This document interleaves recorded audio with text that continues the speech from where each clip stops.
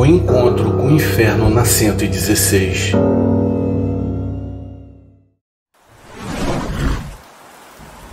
Olá, amigos e amigas do canal. Eu escrevo para vocês para contar sobre a experiência aterrorizante na qual eu vivenciei na estrada. O meu apelido é China, é como meus colegas de profissão me chamam. Há pouco tempo, eu tive uma experiência assustadora enquanto dirigia o meu caminhão. Foi na madrugada do dia 15 de abril do ano de 2022, quando a empresa para a qual trabalho me encarregou para transportar uma carga de livros saindo da cidade de Curitiba com destino a Lajeado, no Rio Grande do Sul. Ao revisar a rota no GPS e considerar as condições de tráfego e do tempo, estipulei o melhor horário para sair e o tempo aproximado de chegada. Tudo estava indo bem e conforme o planejado. No entanto, lá por volta das 4 horas da manhã, quando eu comecei a atravessar Lajes pela BR-116, já no Rio Grande do Sul, a estrada estava extremamente deserta e fazia algum tempo que eu não via nem sequer um carro. Embora fosse um horário e local que eu considerava normais, eu estava avançando sozinho entre aquele cenário cheio de montanhas. Foi quando algo me surpreendeu. O ambiente estava ficando cada vez mais sombrio, como se a própria natureza estivesse se preparando para algo aterrorizante. Eu digo isso porque naquela noite havia uma grande lua cheia. Em parte era conveniente, pois havia uma certa luminosidade, mas por outro lado, essa mesma claridade fazia com que a vegetação se destacasse de maneira estranha, diferente do normal, sabe? Estava muito frio, então eu viajava com as janelas fechadas. Eu me lembro de estar ouvindo música nesse momento, então pouco antes das curvas começarem. Foi quando eu comecei a ver sombras do meu lado esquerdo e parecia que estavam correndo entre a vegetação na mesma velocidade que eu. Era estranho, pois quando eu olhava na direção das sombras, não via nada de fora do comum. Sei que dirão que provavelmente eu imaginei isso ou que talvez eu estivesse alucinando devido ao cansaço, mas não era nada disso. Eu não me sentia cansado e também não estava sob o efeito de nenhuma substância química. Respirei fundo, pois eu estava começando a ficar nervoso com toda aquela situação e toda a tranquilidade que eu sentia até aquele ponto da viagem começou a desaparecer a cada novo quilômetro percorrido. A todo momento, eu me sentia sendo observado. De vez em quando, eu via de relance as sombras correndo ao lado do caminhão, mas novamente, quando eu olhava, não havia nada naquele local. Movimentei o meu pescoço de um lado para o outro, tentando relaxar e assim justificar minha postura ao volante. Por um momento eu pensei que estava vendo coisas e que de alguma forma a minha imaginação estava pregando uma peça em mim. A essa altura, eu já estava entrando em algumas curvas mais fechadas, então decidi abaixar o som para me concentrar ainda mais na pista. Sabia, por relatos de colegas, que havia perdido a direção naquele ponto da estrada e que qualquer erro ali poderia me custar um grave acidente. Ao sair da terceira curva, que até aquele momento parecia ser mais fechada, eu vi o que parecia ser sombras bem no meio da estrada. Pareciam ser pessoas, mas ao mesmo tempo não pareciam ser. Eu pisquei os faróis altos para tentar ver melhor e era como se a luz passasse por entre aquelas coisas. Então uma delas praticamente dobrou seu tamanho e se posicionou bem em frente ao caminhão no meio da pista. Buzinei repetidamente para tentar assustar seja lá o que fosse aquilo, mas quanto mais eu me aproximava, parecia que aquilo não se movia, e quando inclinou um pouco a cabeça para cima, levei um susto terrível, pois vi o que pareciam ser olhos, porém muito vermelhos como brasas ardentes. Sinceramente, Eu nem consigo descrever o que eu senti naquele momento. Foi horrível. E apesar de ter as janelas completamente fechadas e a música dentro da cabine, eu consegui ouvir um som muito alto. Eu sabia que aquilo não era normal. Parecia ser uma presença demoníaca, um ser visivelmente não humano. Em qualquer uma outra circunstância, eu teria optado por parar ou talvez reduzir a velocidade para ver se aquilo sairia do caminho.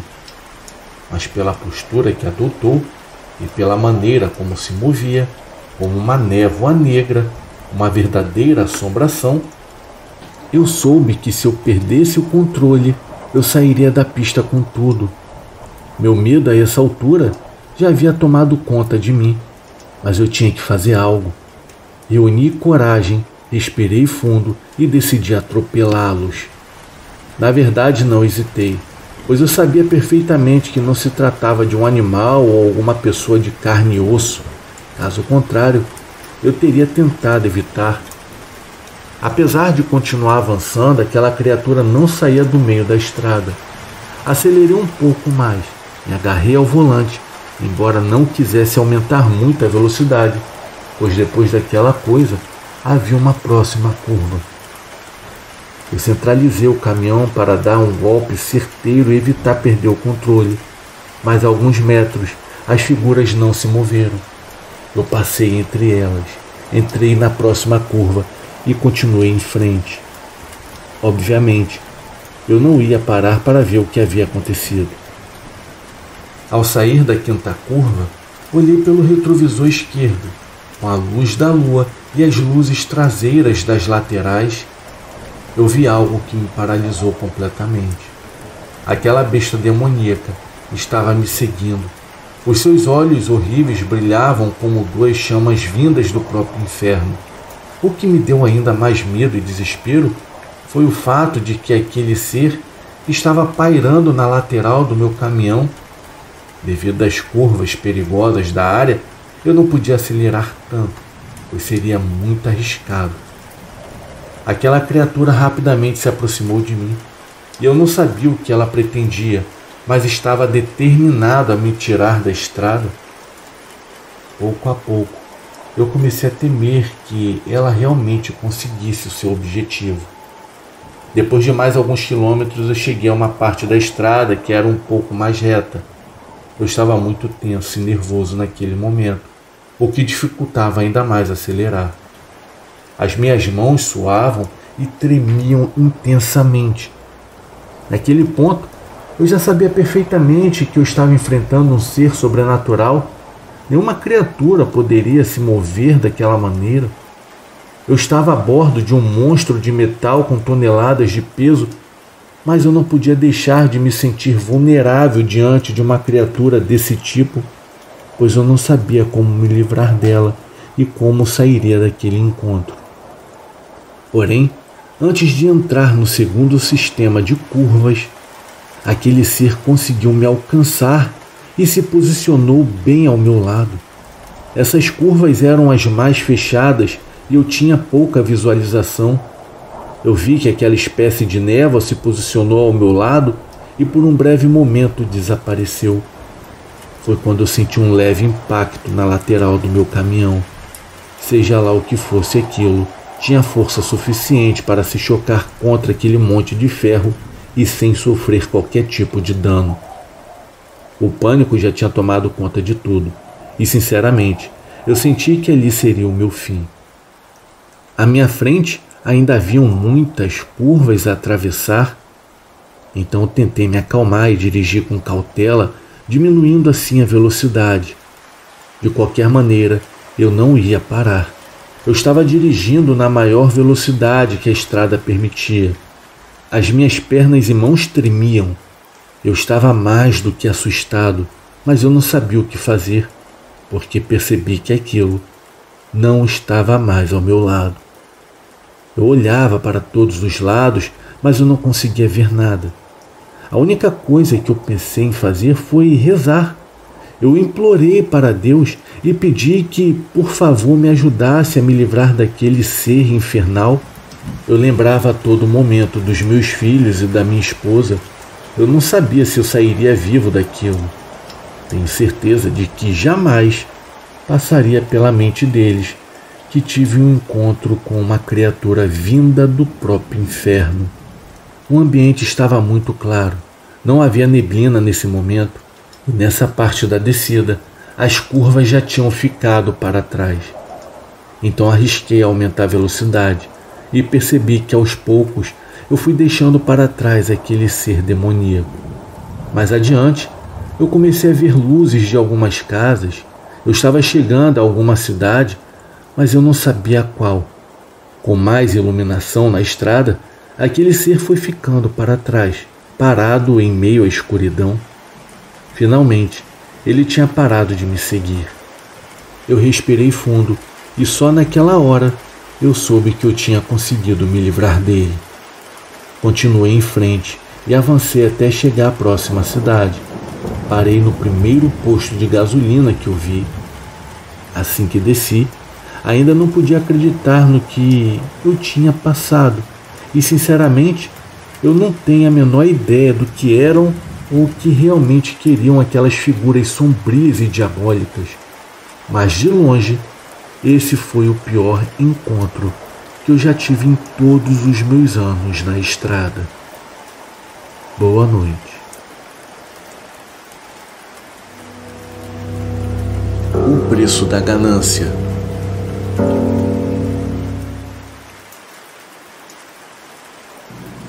Boa noite, pessoal. Como vão? O meu nome é Fernando. Eu gostaria de compartilhar um relato que aconteceu com um amigo do meu avô. Isso já faz muitos anos. Ele adorava contar histórias assustadoras para os netos e me lembro que essa em especial era de gelar a espinha. Eu só fui entender direito depois de mais velho, mas ainda assim, quando eu penso nisso, sinto um certo desconforto, afinal é um assunto pesado e sombrio. Bom, eu irei contar a história que o meu avô me revelou. Segundo ele, muitos anos atrás, ele tinha um grande amigo chamado Rodrigues. Eles se encontravam com frequência e conversavam bastante. Apesar de simpático e amigável, o Rodrigues tinha um problema. Era extremamente ganancioso. Não há nada de errado em lutar para conquistar algo na vida, trabalhar duro e até enriquecer de forma honesta. Mas ele era diferente. Estava sempre em busca de riquezas de maneira mais fácil possível. Não gostava da vida que tinha e nem do trabalho e vivia reclamando de tudo, mesmo sem levar uma vida ruim. Até que um dia, em uma conversa com meu avô, ele revelou algo impensável. Estava decidido a fazer um pacto com o Tinhoso. Isso mesmo. Em sua sede por riqueza, ele estava disposto a entregar a única coisa que realmente lhe pertencia, a sua alma. O meu avô não deu muita atenção ao que considerou apenas um desabafo de um homem desesperado. Ele achava que era apenas palavras jogadas ao vento e que nada daquilo iria realmente acontecer de verdade. Mas foi então que veio a surpresa. Alguns meses depois, Rodrigues, que frequentava casas de jogos clandestinas e conhecia algumas pessoas de círculos obscuros, se envolveu em algo sinistro. Haviam boatos sobre rituais e negociações estranhas nesses lugares, coisas que é melhor nem sabermos ao certo. Foi um desses ambientes que ele conheceu um homem misterioso. Esse sujeito aparecia ocasionalmente, mas sempre que estava por lá, parecia ser muito popular e requisitado pelos frequentadores. Ele tinha a postura de um empresário influente, talvez um político. Era um homem loiro, vestido sempre com um terno preto impecável. O olhar dele era diferente, penetrante, como se enxergasse a alma de quem o encarasse. Ele se apresentava como Aranael, um nome peculiar. Naquela noite, Rodrigues se aproximou dele. Estranhamente, o homem parecia já conhecê-lo. Depois de um tempo conversando, Aranael olhou diretamente para ele e, com um tom de voz tranquilo, fez uma oferta. Se o Rodrigues queria era riqueza e extravagância, ele poderia ter tudo isso em troca de algo simples, invisível e intocável: a sua alma. Para o Rodrigues, parecia um preço pequeno a pagar por tudo que sempre sonhou e, sem hesitar, aceitou o trato. Apertou a mão do homem e assinou um contrato, uma folha em branco, com uma caneta de tinta vermelha. Ao menos, era o que ele pensava na hora, mas naquele momento ele havia entregado a sua alma ao diabo. A surpresa veio para o meu avô, que até então não acreditava na conversa do amigo. Porém, nos meses seguintes, viu a vida dele mudar drasticamente. Rodrigues se tornou incrivelmente rico após fechar uma parceria de negócios e rapidamente se tornou dono de uma firma bem-sucedida na região. Ninguém sabia exatamente o que essa firma fazia, o que gerou boatos de que se tratava de algo ilegal. Mas no fim, o que importava era que Rodrigues tinha conseguido o que queria. Ele comprou mansões, ostentou sua fortuna e despertou a curiosidade e a inveja de muitas pessoas. Mas algo estava errado. Apesar de tudo, ele parecia mais infeliz do que antes. Seu olhar estava sempre distante. Muitas vezes ficava calado quando se encontrava com meu avô. As olheiras eram profundas, como se não conseguisse dormir há dias. Toda aquela riqueza parecia carregada por uma presença maligna que o atormentava dia e noite. Então, certo dia, o meu avô foi até a sua casa e conversou com um dos empregados, que estava visivelmente assustado. Ele contou que aquelas paredes pareciam ter vida. Sempre haviam ruídos estranhos, como se alguém estivesse respirando por perto. Vozes sussurravam, gruídos ecoavam pelos corredores. Então, uma das empregadas que morava na casa relatou que durante a noite os corredores ficavam assustadores. Som de passos, risadas e conversas eram ouvidos, mesmo quando não havia ninguém ali. Além disso, alguns móveis se moviam sozinhos, mudando de posição sem explicação. O meu avô, intrigado, perguntou para ela o porquê da mesma não pedir demissão, e a resposta foi simples: o salário era muito bom e ela não podia se dar ao luxo de abrir mão do trabalho. Com o passar do tempo, ficou evidente que algo consumia Rodrigues. O seu corpo parecia envelhecer rapidamente. Em pouco mais de um ano, ele parecia ter envelhecido 20. Seu rosto ficou marcado por rugas profundas e sua expressão tornou-se vazia e sem emoção. Então um dia ele simplesmente desapareceu, sem levar roupas, dinheiro, documentos ou qualquer outra coisa. Foi como se ele tivesse simplesmente evaporado com a roupa do corpo, mesmo com todas as teorias e boatos sobre o desaparecimento. O meu avô sabia a verdade. Ele teve certeza de que o seu amigo havia sido levado pelo próprio diabo, pagando assim o preço por tudo que havia conseguido de forma rápida e sem trabalho. Até onde meu avô sabia, ele era o único que tinha conhecimento do que o Rodrigues fez para conquistar tudo aquilo. Mas, claro, guardou para si aquela história, contando apenas para sua família muito tempo depois. Com o desaparecimento e sem nenhum herdeiro para os bens, as grandiosas mansões, propriedades e negócios acabaram fechados. As casas foram abandonadas e consideradas assombradas por várias pessoas. Com o tempo, a natureza tomou as terras e a casa onde o amigo do meu avô morou foi derrubada, restando apenas um terreno vazio e esquecido por vários anos. O meu avô ficou muito chocado com tudo aquilo, pois mesmo tendo sua fé, não imaginava que algo assim realmente pudesse ser possível. Isso fez com que ele jurasse para si mesmo que nunca cederia ao sobrenatural, mesmo diante de todas as dificuldades da vida. O meu avô disse que certa noite teve um sonho com seu amigo. Nesse pesadelo ouviu gritos de agonia ecoando em um corredor avermelhado. Ele reconheceu a voz agonizante e teve certeza de que Rodrigues estava sofrendo no inferno, preso a um destino terrível e inescapável. Enfim, amigos, esse foi o relato que meu avô contou. Uma história sinistra que me fez questionar até onde uma pessoa é capaz de ir para obter o que deseja.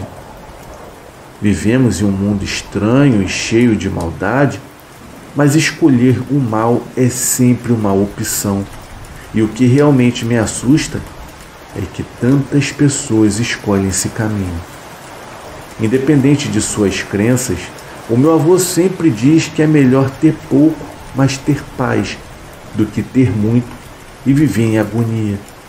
Eu acho que ele tem razão, pois depois de tudo que contou, eu tive ainda mais convicção de que vivemos em um mundo cercado por forças sobrenaturais. A professora da curva fatal.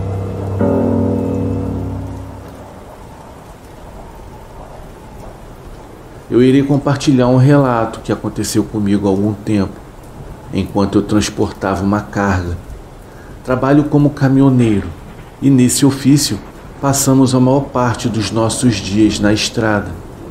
Isso nos proporciona experiências agradáveis, mas também nos põe a muitos perigos e às vezes a acontecimentos inexplicáveis, como neste caso. Em um trecho da GO 154, em Goiás, há uma fazenda para onde eu costumava transportar batatas. Antes de chegar lá, há curvas muito perigosas e esse mesmo caminho leva a uma cidade chamada Carmo do Rio Verde e a outras cidades próximas. Nessa região existe uma lenda bem popular. Dizem que há muito tempo uma professora saiu para a cidade para resolver alguns assuntos pessoais. No retorno, já tarde da noite, o cansaço a dominou e ela acabou adormecendo ao entrar em uma curva dessa rodovia. A professora perdeu o controle do carro, que capotou várias vezes até finalmente parar. A professora, embora ferida, estava viva. Saiu rastejando do carro, ainda desorientada, sem conseguir entender completamente o que de fato havia acontecido. No entanto, um caminhão que vinha entrando na mesma curva não conseguiu vê-la a tempo e, em segundos, acabou com sua vida ao atingi-la em cheio com para-choque. Desde então, contam que nessa curva, o espírito da falecida professora continua se manifestando para aqueles que passam ali de madrugada, especialmente para os caminhoneiros. Alguns dizem que a veem em pé na curva onde perdeu a vida e, ao passarem por ela, de repente a encontram dentro da cabine, sentada no banco do passageiro ou até mesmo deitada no colchão atrás dos bancos. Os infelizes que tiveram essa aterrorizante experiência juram que a intenção dela é fazer com que percam o controle do caminhão para terem o mesmo destino que ela, talvez como forma de vingança. Bom, essa é a crença popular. Quando eu ouvi essa história pela primeira vez, eu até pensei que fosse apenas uma lenda ou brincadeira como tantas outras que circulam entre os caminhoneiros. Mas nada poderia estar mais longe da realidade. Infelizmente, comprovei com os meus próprios olhos e ouvidos a veracidade dessa história. Naquela ocasião, eu estava a caminho da fazenda para carregar as batatas. Era durante a madrugada e eu chegaria bem cedo ao local para então seguir viagem até o destino final. Alguns quilômetros antes de chegar, ouvi um golpe no estribo direito da cabine. Olhei rapidamente pelo retrovisor, mas não vi nada. Não dei muita importância, achando que havia passado por cima de alguma pedra ou algo assim. Eu continuei dirigindo tranquilamente, até que de repente ouvi a voz de uma mulher me chamando pelo meu apelido. O som vinha por detrás da cabine, especialmente da parte onde fica o colchão. Dentro da cabine há um espelho que me permite ver essa área, mas ao olhar por ele eu não vi nada. Naquele momento eu senti um arrepio subindo pela espinha. Eu até tentei ignorar, eu não queria deixar o medo me dominar, mas não foi possível. Menos de 1 quilômetro à frente, ouvi novamente a voz me chamando, sendo que dessa vez estava mais próxima, bem perto do meu ouvido direito e com mais força. Instintivamente eu me encolhi no banco e por pouco não perdi o controle da direção. Eu não vou mentir, eu estava apavorado. Eu sabia que eu não estava imaginando coisas. Tudo que os colegas diziam era real. Eu ainda tentava assimilar o que estava acontecendo quando de repente um grito estrondoso ecoou dentro da cabine. O som me fez perder totalmente o foco na estrada e, sem saber o que fazer, eu gritei com todas as minhas forças: "Me deixe em paz, pelo amor de Deus!" Nesse mesmo instante, o silêncio tomou conta do ambiente. Era como se algo tivesse me deixado. Nunca vi nada, apenas ouvi e senti sua presença. Mas naquele momento, eu tive certeza de que algo ruim estava ali comigo e que de repente não estava mais. Ao chegar à fazenda, desci do caminhão, eu estava atordoado e me sentei para tomar um pouco de ar. Mesmo depois de tudo o que havia acontecido, eu ainda não conseguia acreditar no ocorrido. Enquanto aguardava o caminhão ser carregado, um dos funcionários da fazenda veio puxar a conversa. Depois de um tempo resolvi contar o que havia me acontecido, mesmo já esperando virar motivo de piada. Mas o que eu ouvi me deixou ainda mais surpreso. O rapaz me disse sem hesitar que eu não era o único. Muitos outros caminhoneiros relataram experiências semelhantes nos últimos tempos. E segundo ele, esses encontros estavam se tornando cada vez mais frequentes. Eu não sei por que os avistamentos aumentaram. Suponho que essa pobre mulher ainda não tenha encontrado seu descanso. O mais triste é pensar que talvez esteja buscando vingança, tentando fazer com que alguém perca a vida no mesmo local onde ela morreu. Depois de um tempo, eu aceitei um trabalho no sul e raramente faço viagens longas. Graças a Deus, nunca mais passei por aquela estrada e nem ouvi falar sobre o que acontece por lá. Já aqui na região onde eu estou trabalhando atualmente, falam sobre a noiva da Lagoa de Barros na Freeway, mas quanto a essa, eu espero nunca vê-la.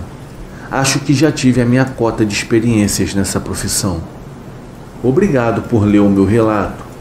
Eu desejo a todos os inscritos do canal uma ótima noite e fiquem com Deus.